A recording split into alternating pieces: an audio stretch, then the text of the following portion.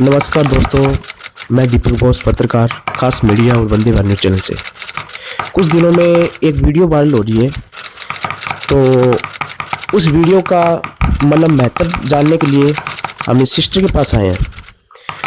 क्योंकि बाज़ारों में एक वीडियो वायरल हो जाती है, कोई लोग क्या कहते हैं, कोई कुछ कहते हैं, कोई कुछ कहते हैं, अपनी इन चीज़ों को नहीं मान सकते क्योंकि पीड़ित होता है ना, उनके पास में जाके पता चलता है कि क्या बात है क्या नहीं है ना।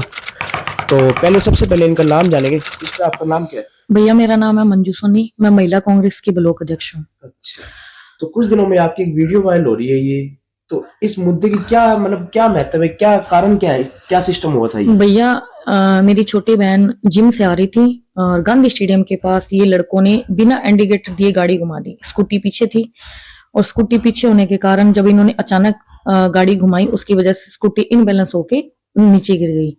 इस लड़के ने गाड़ी को जब पता लग गया इस लड़के को कि भाई हाँ गाड़ी लग गई है, इस चक्कर में इसने इंडिकेटर बाद में चालू किया।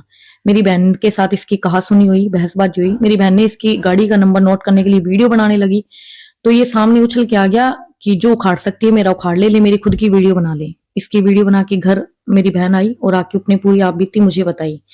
मैंने पूछा वो लड़के कहाँ मिलेंगे? का गांधी स्टेडियम में मेला लगा हुआ, वहीं आसपास होंगे। मैं, मेरी मम्मी, मेरा भांजा और छोटी बहन, हम लोग 2 स्कूटी पे घर गए, सॉरी गांधी स्टेडियम गए।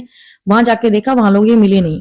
सुखमणि हॉस्पिटल के पास ही ये गाड़ी घुमा रहे थे और उसी दौरान मेरे को गाड़ी दिखी, तो मैंने स्कूटी से इनको रोकने की कोशिश की। एम मार्ट के पास जाते ही मैंने इनकी गाड़ी के आगे स्कूटी लगा दी और मैंने बोला कि रुक जा, बात सुन ले। इसने मुझे गंदी भाषा के अंदर अभद्र व्यवहार करके, गालियां गलौज करके और गाड़ी को स्पीड से लेके निकल गया। ये बस स्टैंड की रोड से होते हुए लखोवाली और ये डिंगा, मैंने वहां तक पीछा किया। अहमदपुरा डिंगा के आसपास आके ये गाड़ी इसने धीरे की। जब मैं इसके बिल्कुल बराबर पहुंची तो ये मेरे को फिर से गाली गलौज करके फिल्मी स्टाइल में ये गाड़ी से मुझे 2 बार टक्कर मारने की कोशिश की। एक बार में मुझे कुछ नहीं हुआ, मैं कट मार के निकल गई। दूसरी बार में मेरा बैलेंस बिगड़ा और मैं वहां पे गिर गई। मेजर मुझे ज्यादा चोट नहीं आई है, मेरे घुटने का मांस ही फटा है और थोड़ी बहुत खरोच वरोच आई है। वहां से मैंने मान होटल तक इसका पीछा किया और इसने बैक, जो इसकी बैक हेडलाइट होती है, इसने बंद कर ली। मुझे नहीं पता लगा और यूटर्न लेके ये भी वापस आ गए और हम भी वापस आ गए। लखवाली के आसपास ये लोग गायब हो गए, नहीं पता लगा। मैं थाने गई, मैंने एप्लीकेशन दी, उसकी कोई सुबह तक कुछ पता नहीं लगा। बलतेज जी के पास मेरी तफ्तीश जांच थी, वो 2 दिन तक मुझे घुमाते रहे कि वो लड़के पकड़े नहीं जा रहे, कहीं गए हैं, गायब हो गए हैं, मिल नहीं रहे हैं, फरार हो गए हैं। और इसी दौरान इनके फादर साहब का मेरे पास फोन आता है कि कोई नहीं, घरेलू बात है बेटा, आपा बैठ गए सल्ट लियांगा, थाना में फोन ना कर, थाना में फोन कर गया बोल दे कि आपनो घरेलू है सल्ट गयो। ये सब मेरे को घुमाते रहे। जो राजनीति के जो भी लोग थे, जिनको भी मैंने अपनी सहायता के लिए जिनको फोन किए, मैसेज किए, सबने मेरी हामी भरी, लेकिन मेरे साथ अभी तक कोई भी नहीं खड़ा है। किसी ने मेरा खुल के साथ नहीं दिया है। उसका क्या कारण है मुझे अभी तक समझ नहीं आया है। मैं तो ये कहना चाहती हूँ कि ब्लॉक अध्यक्ष होने के बाद, मैं एक जिम्मेदार पद होने के बाद मेरी कोई सुनवाई नहीं है, तो आम नागरिक का कुछ हो ही नहीं सकता।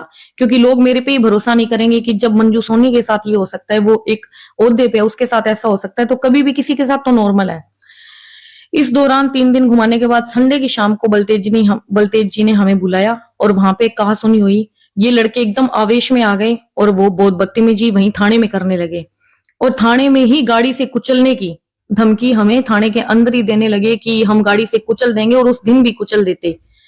इस दौरान पुलिस वालों का भी फेस आ रहा है और इनके अंदर कोई खौफ और कोई डर है ही नहीं, बिल्कुल नहीं दिख रहा। थाने के अंदर जाने के बाद भी ये सामने से धमकी दे रहे हैं, पीछे हंस रहे हैं, दांत निकाल रहे हैं, ये बदतमीजी कर रहे हैं। वहां से हमें ही भगा दिया गया है और उनपे कोई कार्रवाई नहीं की। उनको तो एकदम इज्जत से उन्हें बिठा के रखा, उनकी कहासुनी कर रहे हैं। अब मुझे ये समझ नहीं आ रहा कि यहाँ पे प्रशासन को इनसे ऐसा क्या लालच है जिसकी वजह से बिल्कुल बेखौफ होके थाने के अंदर बैठ के वो धमकी दे रहे हैं। ऐसा क्या रीजन है जिसकी वजह से वो धमकी दे रहे हैं और सारा कुछ हो रहा है? हमारी सुनवाई क्यों नहीं हो रही है? ऐसी क्या वजह है कि हमारी सुनवाई नहीं हो रही है? और अगर मेरी नहीं हो रही है तो किसी और की क्या होगी? आम जनता की तो बिल्कुल भी नहीं होगी। और थाने में जब भी कोई गरीब आदमी जाता है, वो ये फरियाद लेके जाता है कि उसकी सुनवाई हो, क्योंकि एक लास्ट ऑप्शन हमारा वही होता है कि हम वहां जाके मदद मांगे, और वहां से भी हम निराश हो जाए तो क्या करें? अगर इस दौरान मुझे सच में कुछ हो जाता को भी छोड़ो, अगर अब भी उसकी धमकी देने के बाद मुझे कुछ हो जाता है, तो पूरी जिम्मेदारी उनकी फैमिली की है भैया, हमेशा उनकी ही रहेगी। अब मुझे हकीकत में कुछ होता है तो प्रशासन की भी रहेगी, क्योंकि वो इतनी नाकामयाबी दिखा रही है। कोई भी एक्शन लेने के बजाय वो लोग हमें ही दबाने की कोशिश कर रहे हैं, हमें ही धमका रहे हैं, हमें ही भगाने की कोशिश कर रहे हैं। कोई मान सम्मान नहीं है, कोई लिहाज नहीं है, लड़का माफी मांगने को तैयार तक नहीं है। पंचायत लेके आते हैं, उसमें भी अपने रुपयों का, अपने पैसे का, अपने पावर का दबदबा दिखाते हैं। और इनके साथ बहुत बड़े बड़े लोगों का हाथ है, बहुत बड़े लोग इनके साथ मिले हुए हैं।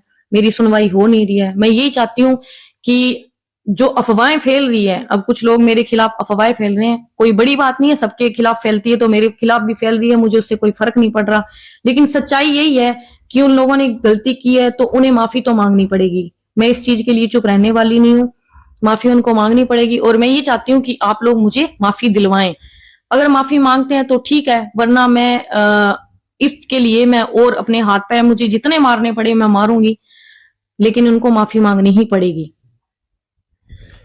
अब लॉजिक ये है कि जैसे कल को पब्लिक प्लेस में कोई गाड़ी वगैरह चलाते हैं, जैसे मान के चलो कि मैं ही चला रहा हूँ गाड़ी और सामने से मैं किसी को टक्कर मार देता हूँ, तो एक सही बंदा रुकेगा या भागेगा? जो ड्राइवर किसी के अंदर टक्कर लग जाती है और उसे रोक के ऐसे बोलते हैं अपने, भाई सॉरी गलती हो गई, या सामने गलती होगा, एक दूसरे तालमेल तो करना ही पड़ता है ना। ये तालमेल नहीं करेंगे, अपने भाग जाएंगे सीधा। तो ये चीजें मैं जो भी भाई है अपना उसे यही कहना चाह रहा हूं कि ऐसी चीजें मत करो, क्योंकि सभी चीजों कानून का पालन करना पड़ता है अपने को और करना पड़ेगा। और कानून के दायरे में रहेंगे तो बहुत बढ़िया है, अगर कानून के दायरे में नहीं रहेंगे और ऐसी कुछ घटना करेंगे, आज चलो कर दी, कल को एक अभी तो कुछ टक्कर ही लगी है, कल को कोई बच्चा भी कुचल दिया, कुछ हो गया, फिर क्या होगा भाई? जब पावर नहीं चलेगी, कोई कुछ नहीं चलेगा, कोई सिस्टम नहीं चलेगा, सारा सिस्टम हैक हो जाएगा, क्योंकि प्रशासन कानून के ऊपर कोई चीज है नहीं। तो मैं ये कहना चाहता हूँ, ये चीजें जो जितनी वीडियो वायरल हो रही है, तो सिस्टर के पास आए हैं और ये जानकारी ली है और ये सब कुछ बताया। धन्यवाद। जय हिंद, जय भारत।